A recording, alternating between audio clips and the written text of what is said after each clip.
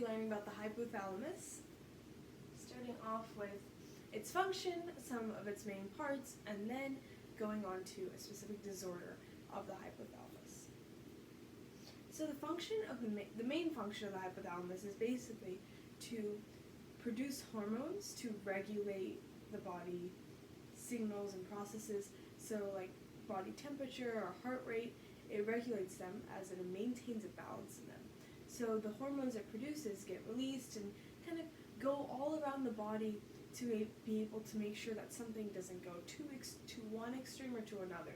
So you're not too hot, but you're not too cold. You're maintaining that homeostatic level, and you're all balanced. That's the main job of the hypothalamus. So there are nerve cells in the hypothalamus, and this is kind of broken down into two routes that the hypothalamus can take. So this is basically two routes that it's able to go on to be able to work. So the first route that you can take, option A, is that hormones are sent down to the pituitary gland and then released into the bloodstream. And then there's another option, option B, where they are sent down the pituitary gland, and then those hormones are typically to stimulate an action or inhibit an action. Now you might be asking, okay, what's the difference between the first and the second? Well, option A. In option A, most of these hormones are antidiuretic. So it's like to regulate fluids in the body. So the water, they go to the kidneys, all that stuff is all from option A.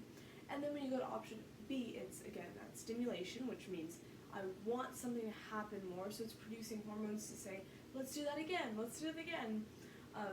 And then inhibition is basically, no, let's not do that again, and it stops it. So there's a lot of actions like that in our body that the hypothalamus produces hormones to either stimulate something, which means say, yes, keep going, or inhibit something, which says, no, stop here right now. So there's a couple examples we're going to use just to be a little bit more clear on the function of the pituitary, the hypothalamus. So that is control of the adrenal glands, ovaries, testes, and the thyroid gland. So these are all kind of ways the hypothalamus produces hormones and allows them to eventually be led to these areas and regulate their function. So in the adrenal glands, again, the hypothalamus produces a hormone, and then that sends a signal to the pituitary gland to secrete another hormone, and then that is sent to the adrenal gland to say, hey, it's time to start functioning. And same with the ovaries. The hypothalamus produces a hormone that goes to the pituitary gland and says, hey, can you secrete another hormone? And then that secretes another hormone, and that hormone sent to the ovaries to be able to regulate different functions, especially like reproduction, menstruation, all these. And if you're wondering for fun what the hormone names are, for the adrenal glands, the first hormone that the hypothalamus produces is the corticotropin releasing hormone. And then it tells the pituitary gland to secrete the adrenocorticotropin hormone, which then that goes and signals the adrenal glands to start their job, start their functioning. And then this is continuing on, and by the testes, also, and the thyroid glands doing essentially the same job. Again, hormone, hypothalamus releases a hormone, then that hormone goes down to the pituitary gland, where that signals another hormone to be secreted and released again, basically. And then that hormone goes to different parts of the body and is able to signal them to start their function, maybe end their function, have some kind of action or change in their process. Okay, now we're going on to the parts. There are a few main regions of these, which they have different names, and different zones. And as you can see on the picture, you'll see the few zones here, but they're like right here, kind of. It depends on what kind of zone it is. So the three zones are periventricular, lateral, and medial. And you can see the periventricular around here, like the lateral right here, and the medial right here. They're all like very close and tight because it's such a small area. And then the main regions are the lamina terminalis, the pituitary gland, the mammillary bodies, and then basically the sulcus that splits the hypothalamus and thalamus. So the lamina terminalis, it basically is the back of the third ventricle. So it's connected to the hypothalamus, and it again functions to in regulation and maintaining. So it's like this back wall right here, kind of like a gate. It's like a back wall. So how? So there's these special organs that basically are not able to they can allow the hormones and things to pass through without disrupting the blood-brain barrier. And since those allow hormones to pass through, they allow these signaling molecules to pass through.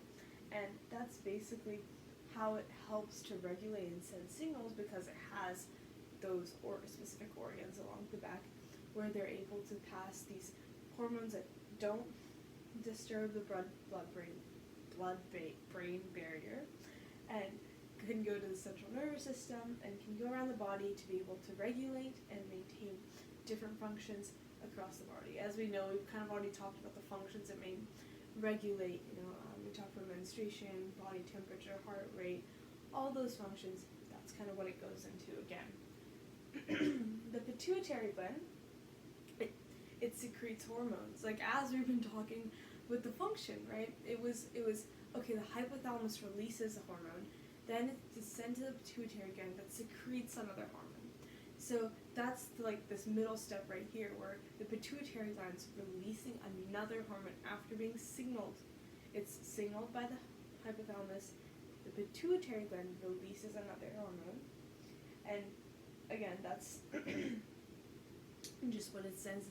It's how does it even do this? How does it release these hormones? It's a sent signal and it releases it.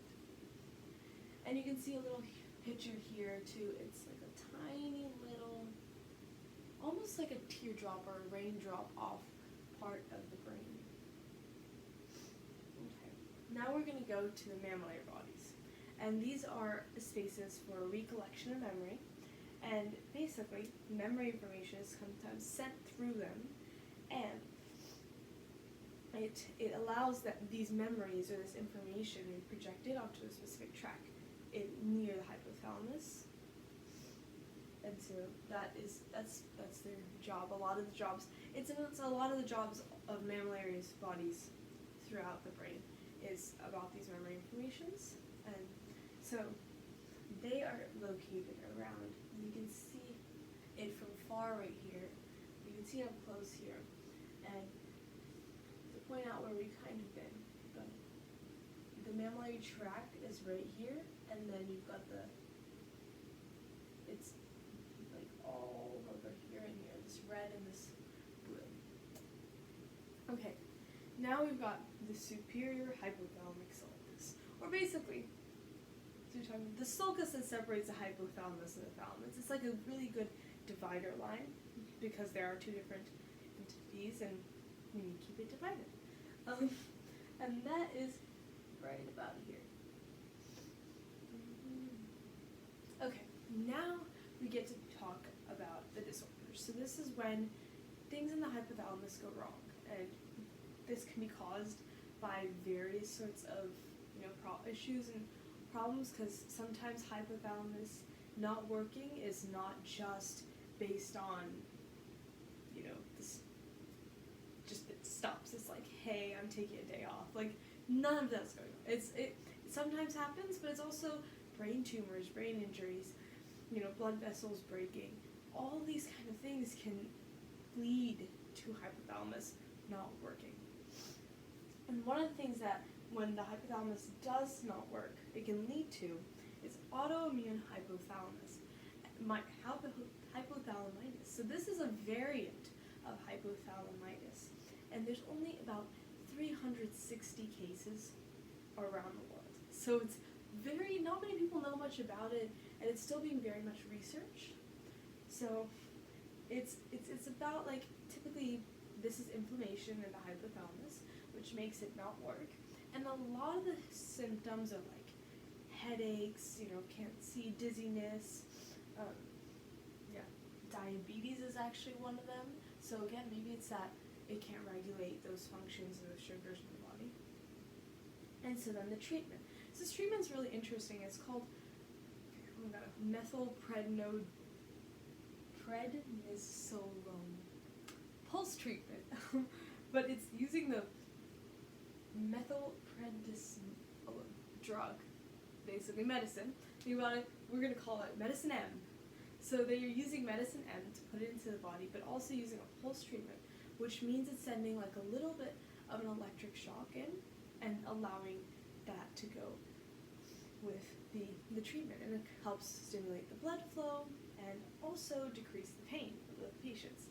So that's the treatment it's used with, and they're still trying to develop more. So this is my works cited page. Pages. And it was so great to talk about the hypothalamus with y'all. Hope you have a great day.